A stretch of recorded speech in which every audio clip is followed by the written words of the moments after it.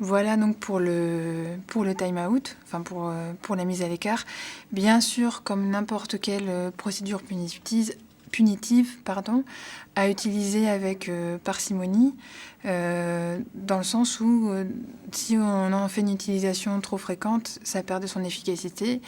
Et bien sûr, l'effet doit être rapide, donc normalement, on ne doit pas en arriver à l'utiliser de manière fréquente. Alors, le coût de la réponse. Le coût C-O-U-T et pas le coût C-O-U-P. Donc, le coût de la réponse, c'est notre deuxième procédure qu'on va présenter concernant la punition négative. Et tout simplement, le coût de la réponse, c'est la personne perd une quantité de renforcement définie suite à un comportement défini. Donc, ça signifie que la personne a un certain... Je vais partir d'un exemple, ce sera plus simple. Par exemple, un élève peut perdre des minutes de récréation, si la récréation est un moment renforçant, bien sûr. Donc on parle bien de renforçateur. Elle peut perdre des bons points. Elle peut perdre des billes. Enfin, voilà, ça peut être des choses qui sont, en tout cas, qui ont de la valeur pour l'élève. Et donc, ça implique que l'élève, il a forcément du temps de récréation disponible, qu'il est en possession d'un certain nombre de billes ou d'un certain nombre de bons points. Donc, en gros, c'est l'enfant, il a déjà un stock de choses qui ont de la valeur à ses yeux. Et c'est un type de punition qui va aller prendre dans son stock pour justement pour faire ceci un comportement défi. Alors, les avantages du coup de la réponse par rapport à la mise à l'écart, c'est qu'on ne demande pas à l'enfant de changer d'environnement et donc on évite tout ce qui est opposition suite justement à le fait de devoir s'engager dans un comportement de déplacement. Ensuite, on a un effet assez rapide, hein, comme pour un peu n'importe quelle punition. Donc au bout de 2-3 sessions, normalement, on doit voir un effet assez clair, une diminution des troubles du comportement suite à l'application du coût de la réponse. Et puis, un des avantages aussi, et là c'est vraiment un avantage de cette procédure, c'est qu'elle peut s'appliquer à des environnements variés et de manière transversale. C'est-à-dire que moi je peux... je suis avec l'enfant et donc il y a eu 2 comportements défis, par exemple, qui avaient été définis en amont sur la première partie de matinée. Donc je tiens son décompte et puis juste j'en informe la personne qui prend le relais après moi. Voilà, il en est là dans son décompte et la personne prend le relais, tout simplement. Donc c'est facile de l'appliquer comme ça avec différentes personnes dans différents environnements de manière continue. Parce qu'il suffit juste de tenir le décompte et d'informer la personne qui prend le relais. On peut aussi, c'est aussi souple en fait, parce que un enfant, par exemple, une chose qui a vraiment beaucoup de valeur pour lui, ça pourrait être jouer sur le trampoline seulement. Enfin, à l'école, il n'y en a pas, alors que dans son jardin, il y a un énorme trampoline. Et puis, on peut se dire, voilà, on sait qu'il a... on met en place que tous les soirs, il a le droit à un quart d'heure d'accès au trampoline. En revanche, s'il y a des comportements défis, alors on peut retrancher autant de minutes d'accès au trampoline. Et donc, ça peut permettre, par exemple, on tient le décompte sur l'après-midi d'école des comportements défis. Le soir, l'instit ou l'AVS en informe les parents qui peuvent, eux, délivrer le renforcement en fonction des comportements qui ont été produits dans un autre environnement. Donc ça, c'est un avantage de cette utilisation souple et transversale. Sur les désavantages, par contre, un inconvénient, c'est que le coût de la réponse se focalise sur le trouble, mais comme la mise à l'écart, se focalise sur le trouble du comportement, alors que, comme on l'a vu dans le module 1, on va vraiment préférer se focaliser sur les comportements qu'on attend, les comportements qui vont bien. Et c'est le cas dans le renforcement différentiel, on renforce un comportement alternatif. Par contre, là, on se focalise sur le comportement défi. C'est plus efficace si on le combine justement avec du renforcement différentiel, mais bon, comme on l'a vu, n'importe quelle procédure, on l'utilise rarement seul, on l'utilise souvent en combinaison, presque, enfin oui, je pense que je me trompe pas quand j'ai systématiquement, on va mettre en place des procédures proactives de gestion d'antécédents, combinées éventuellement à des procédures sur les conséquences, mais voilà, ça s'utilise au sein d'une combinaison de procédures. Et puis, comme pour toute punition, il peut y avoir une réaction émotionnelle possible. Donc, si on annonce à l'enfant voilà, qu'il a perdu autant de temps de trampoline, de récré, autant de jetons, et ben, il peut pleurer, il peut protester, enfin voilà, il peut avoir une réaction émotionnelle de la part de l'enfant. Alors, comment appliquer le coût de la réponse avec efficacité ? Alors, comme pour n'importe quel comportement, comme pour n'importe quelle procédure qui cible des comportements, il faut définir précisément les comportements qui amènent à subir cette procédure du coût de la réponse. Et puis, quelle quantité de contravention, entre guillemets, correspond à quel comportement défi. Donc, ce qui est un avantage aussi que j'ai peut-être pas évoqué, c'est que on peut l'utiliser en fait de manière graduée, le coût de la réponse. Donc on peut définir si par exemple l'enfant prend la parole de manière impulsive, et ben il perd un bon point.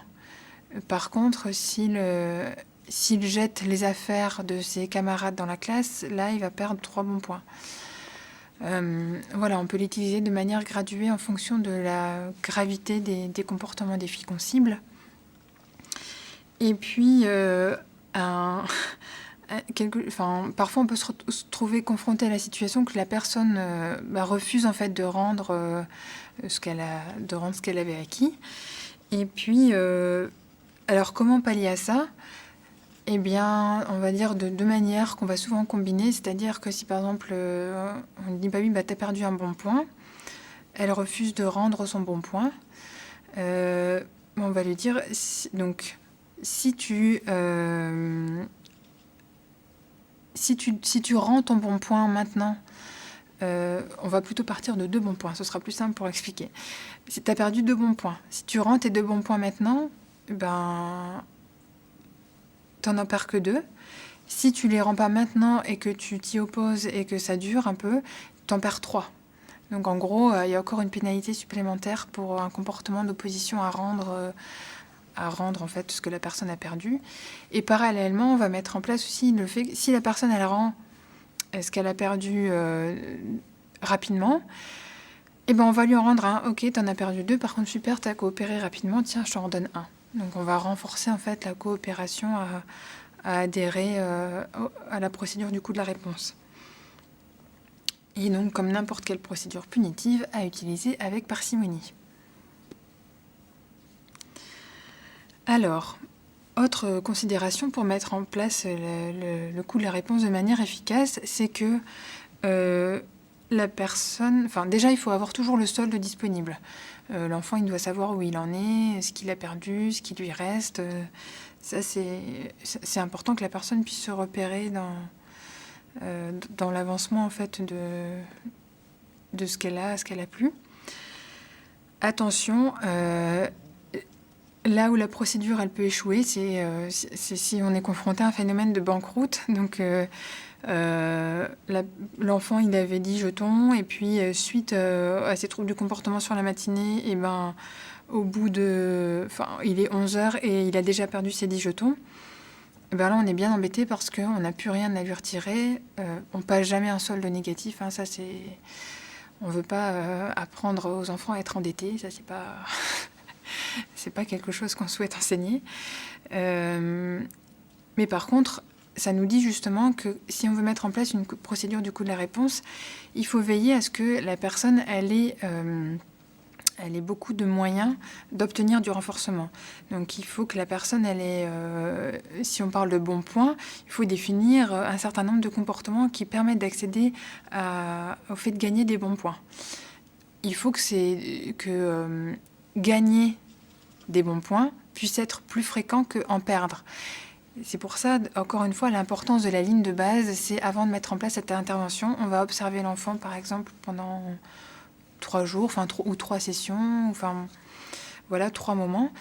Et on va voir avec quel comportement, avec quel comportement il pourrait gagner des bons points et la fréquence avec laquelle ces comportements sont émis, et avec quel comportement il pourrait perdre des bons points et leur fréquence.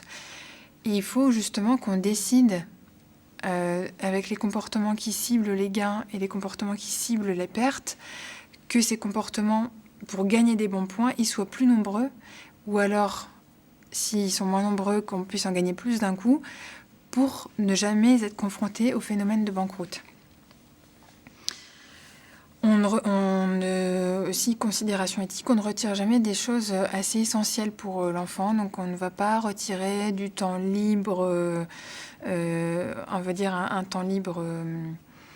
Bien sûr, si la personne a beaucoup de temps libre, on peut retirer une partie. Par contre, on va jamais dire, on va pas toucher, on va dire, aux bases essentielles. Donc, si la personne elle a autant de temps libre par période de temps et qu'elle en a besoin parce qu'elle fait beaucoup d'efforts et qu'elle a besoin, entre guillemets, de se ressourcer, on ne va pas toucher à ça parce que ça ne sert à rien. On va provoquer déjà d'autres troubles du comportement, sans doute, ensuite. Et puis d'un point de vue éthique, on ne touche pas à ce qui est essentiel pour le bien-être, en fait, des gens. Donc, on ne va pas toucher, on ne va pas faire du coup de la réponse avec le repas, ni avec ces temps libres minimaux, ni avec ce genre de choses. Et on a la possibilité aussi d'utiliser ce qu'on appelle le coût de la réponse bonus. Donc, on va dire, par exemple, tous les soirs, tu as le droit à 15 minutes de trampoline, mais tu peux aussi... donc ça, c'est la base intouchable. Et en fait, tu peux avoir 10 minutes supplémentaires si tout se passe bien. Donc 25 minutes en tout. Alors, si l'enfant, il aimait, on va dire... Enfin, s'il perd ses 10... minutes, il aura quand même le droit à un quart d'heure de trampoline. Par contre, s'il n'y a pas eu de comportement défi, il pourra accéder à 20 minutes de trampoline. Alors, c'est peut-être pas un bon exemple parce que du coup, 25 minutes de trampoline, c'est beaucoup. Et puis, si l'enfant a déjà eu 15 minutes, il sera peut-être pas motivé à encore faire des efforts pour en avoir 10 supplémentaires. Mais si on calcule bien justement l'effort que ça requiert et la motivation que l'enfant il a à s'y engager dans le renforcement, bien ça peut être efficace. Et puis donc possibilité, comme je disais, de combiner avec du renforcement, c'est-à-dire qu'on définit un certain nombre de comportements qui permettent de gagner ces points, ces minutes, ces jetons, ces je ne sais quoi, et on définit des comportements qui vont amener à la perte. Donc on peut regagner en fait. C'est ça l'intérêt, c'est que on ne se retrouve pas avec seulement une diminution. En fait, ça ne va pas que dans un sens. Ça peut diminuer, puis monter, puis diminuer, puis monter. Pour terminer sur le coût de la réponse, parfois, en fait, par exemple, on parle d'un système de contravention, finalement. Le coût de la réponse, ça correspond à un système de contravention. Et parfois, les personnes, elles disent, mais oui, mais je me suis pris une contravention. Et comme quoi, ce serait une conséquence, donc une conséquence désagréable qu'on aurait ajoutée après un comportement. Mais ok, c'est une conséquence désagréable, mais c'est parce qu'on perd quelque chose. C'est pas parce qu'on ajoute une conséquence désagréable, c'est parce qu'on perd quelque chose qui avait de la valeur pour nous. Donc être juste au niveau des procédures, être clair sur ça. C'est important aussi de nommer un petit peu tout ce qu'on fait parce que parfois on applique des procédures punitives sans en avoir peut-être conscience, et rien que le fait de mettre un enfant à l'écart, de lui retirer un privilège qu'il avait gagné, faut être bien au clair que c'est déjà de la punition, que du coup c'est pas une procédure qu'on va utiliser en premier recours si c'est pas un comportement grave. On verra toutes les règles éthiques ensuite, mais faut déjà avoir en tête que c'est quelque chose d'assez intrusif au niveau de la gestion du comportement.